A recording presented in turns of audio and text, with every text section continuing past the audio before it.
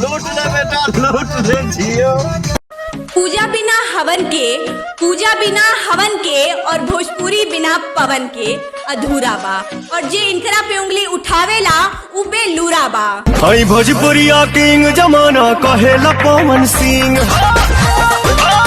हंसलू तो भाग हमर जाग जाए, हंसलू तो भाग हमर जाग जाए,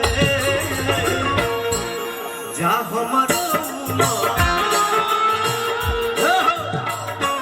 जा हमरो तहरे के ना जाए, जा हमरो तहरे के ना जाए।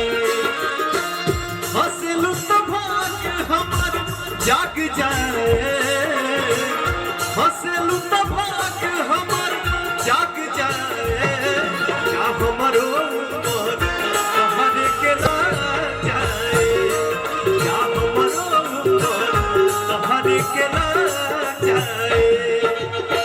क्या बात है जियो।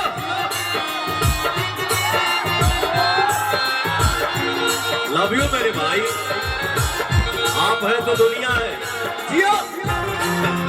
तुम सा कोई